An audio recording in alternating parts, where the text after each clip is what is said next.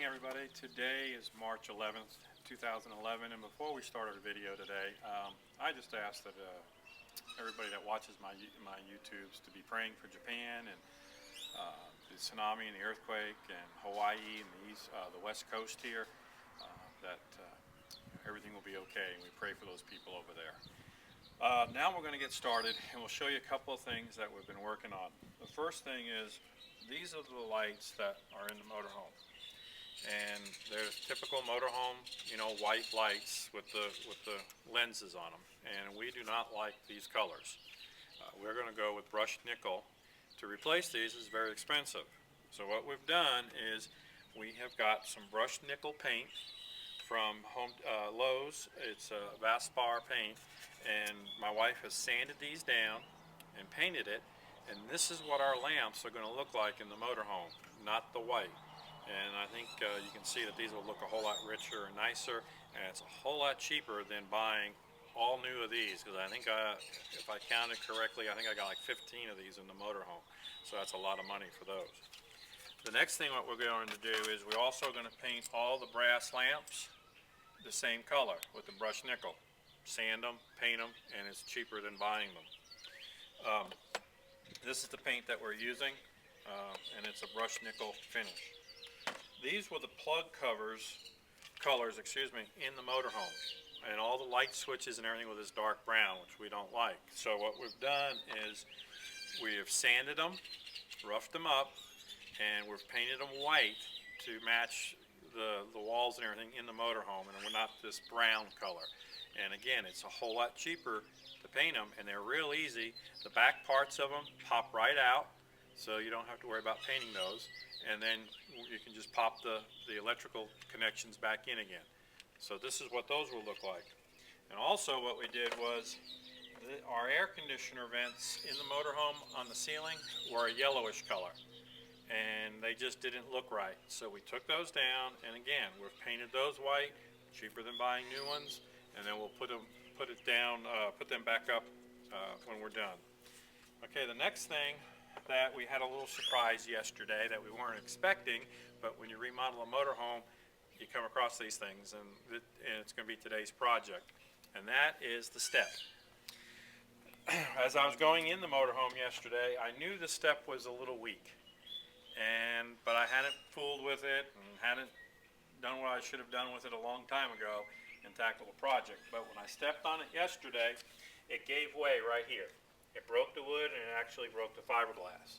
So what I've done is I've propped up the step, and I've taken the bolts out, and I'm going to pull this whole step system out, and I'm going to replace all this wood in here, shore it up. I'm going to get rid of this little cooler that somebody had put in here. It's not very strong, plus it's cold air comes in around that. So that is today's project, which was not on the list for today, but this is what we're going to work on today. So now what we'll do is we'll go in the motorhome and show you a couple of things in there that we've done.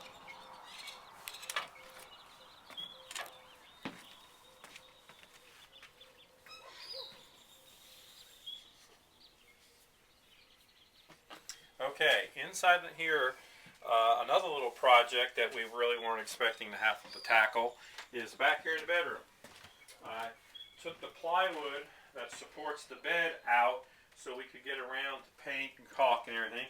And I realized back here where the carpet meets the wall that it was not caulked and sealed properly from the factory. And this side over here actually was all black. The carpet was black, and I think it was from the exhaust from the generator. So I've cut that carpet out. I'm going to seal all this up in here, and then I'll close it all back in. Also, there was some homemade little support right here to try to hold the bed up. And so what I'm going to do is I'm just going to make some slats and some to go across to help support the bed at this end. The bed kind of wanted to go down in the middle, and I think it's because all the weight is pushing out on the frame. So I've kind of stapled the frame together a little bit to give it some more security there. Also, I've put the beadboard up on the front and on the sides, and I've had to glue the back piece because I couldn't get my nail gun in there. But that's also a project for today. The bathroom, if we take a scan of the bathroom, you'll see that all the beadboard is now up in the bathroom. It's been caulked, the floor, the sides and everything, and we're ready to start priming. Again, all these walls will be primed with the oil-based kills, and then we'll paint over the top of it with a water-based paint. So right now this is just about ready for paint, and these walls are about ready for paint. Last thing is, and I know there's a lot of stuff being written about these seams and the seam tape. Our seam tape was really nasty, it looked bad, so we took it off. We were going to put new seam tape on, but that didn't seem like it would look right. So I'm trying an experiment. What I did was, again, I used a good flexible caulk, and I filled the cracks in with the flexible caulk up to just leaving a little bit of an indentation. Then what I did was took a good flexible spackle and I put a couple of smooth coats on. And I think this will hold up. We'll see going down the road if it cracks, but I think the caulking, because it's so flexible, I don't think we'll have a problem. But it's worth a try because those seams and that seam tape just don't look right.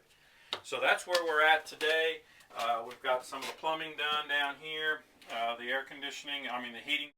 Okay, I wanted to kind of show everybody what I found here. There was this top step that was here. I pulled it all out. This cooler sat in there like that. And I don't know if it was factory, but it does not look it the way it was put in. And I think all the problems that are down here with all this wetness and the rotting and everything, I think has come from this cooler not being installed properly or let overflow, because this is all water moisture and it's right in the area where this cooler is. So if you do have a motorhome that has a step that's got a cooler underneath it and you use it, be sure it's draining properly or you could end up with something like this. So we'll keep on tackling this, and I'll show you some more updates as we're going along. Thanks. Well, I've got the step out, and just going to go over and show you what we found and what we did. I took the whole step box out, the box itself, and it's over here. Let me show you. This is the box itself, and it had the second step right here. This came out as a unit. You can see the water damage in it. It just surprises me that this was only held in place with four screws, and that's what held you're walking in and out of the motorhome. So, but I got to refix that, put some new wood in it. Then this corner, and as you can see, somebody had tried to fix it by drilling bolts through here and putting this little piece of angle back there, and this was the wood that was in this corner.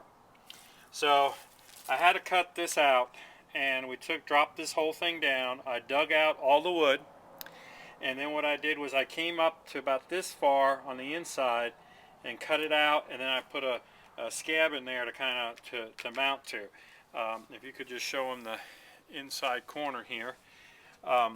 Also, the reason these clamps are on here, this over here, you'll see that there's a new board in here. I put in up in here, and this piece here will get mounted in place.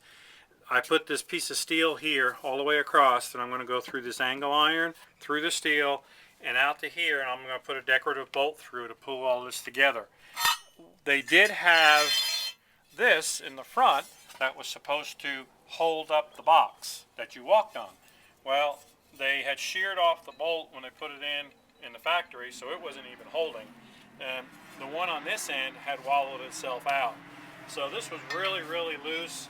We're going to have to do some body work here and some touch-up paint.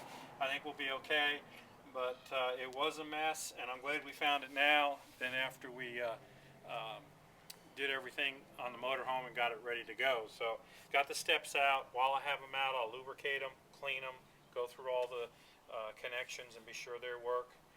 Real easy way, folks, if you need to take the steps down, is when you unbolt them from the bottom of the box that's in there, just take a set of jack stands and put them under the corner, and that'll hold the steps up.